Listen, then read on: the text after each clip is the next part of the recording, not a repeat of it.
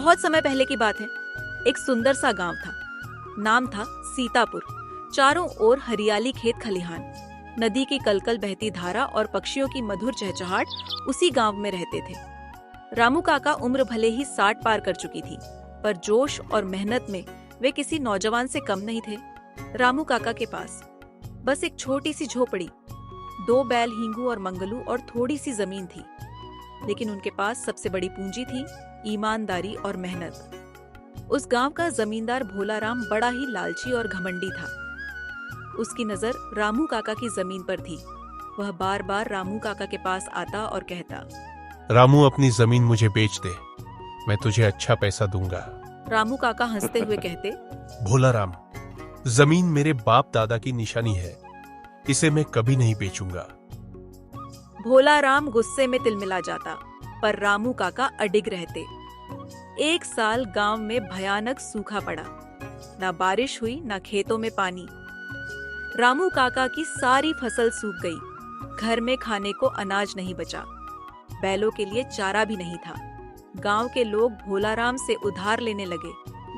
लेकिन रामू काका ने सोचा, अगर मैंने भोलाराम या किसी और से कर्ज लिया तो सारी जिंदगी कर चुका था रहूंगा। इससे बेहतर है कि मैं अपने खेतों में मेहनत करूं और फिर से एक नई शुरुआत करूं।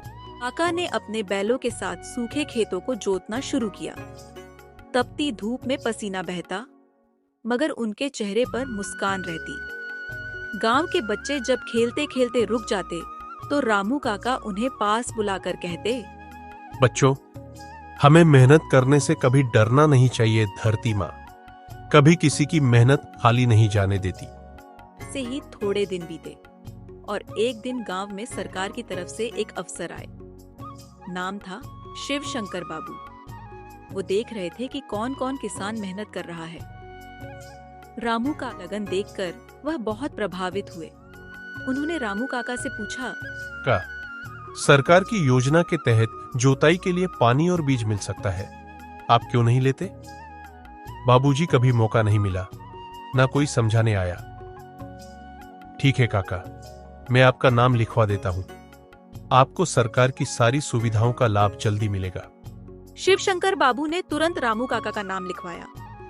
कुछ ही दिनों में उनके खेत में पानी आया, बीज और खाद मिला। अगले कुछ महीनों में रामू काका के खेत में हरियाली लौट आई। गेहूं और चने की फसल लहलहाने लगी। पूरे गांव में रामू काका की मेहनत की चर्चा होने लगी। भोलाराम ने जब देखा कि रामू काका की जमीन अब सोना उगल रही है, तो शर्मिंदा होकर उनके पास आया और बोला, रामू भाई, मुझे माफ कर देना। मैं लालच में अंधा हो गया था, इसलिए मैं तुम्हारी जमीन खरीदना चाहता था, लेकिन अब मुझे अपनी गलती का एहसास हो गया है। रामू काका हंसते हुए बोले, कोई बात नहीं बोला। भोलाराम, इंसान से गलती हो जाती है। तुमसे भी एक गलती हो गई थी, पर अगर इंसान सच्चाई और मेहनत का रास्ता पकड़ ले तो भगवान भी मदद करता है। अब पूरे गांव में रामू काका की बातें होने लगी। गांव के लोग और बच्चे अब रामू काका को आदर्श मानने लगे। काका हमेशा कहते, बच्चों, याद रखो, ईमानदारी, मेहनत और धैर्य से बड़ी कोई पूंजी नहीं। खेत की मिट्टी हमारी माँ है। अपने खेतों से प्यार करो, तुम उन्हें प्यार दो, वो तुम्हें सोना देंगे। और इस तरह रामू काका की कहानी सीतापुर गांव में पीढ़ी दर पीढ़ी सुनाई जाने लगी। अगर आपको वीडियो अच्छी लगी हो तो वीडियो को लाइक और चैनल को सब्सक्राइब करना न भूलें। आप सभी का धन्यवाद।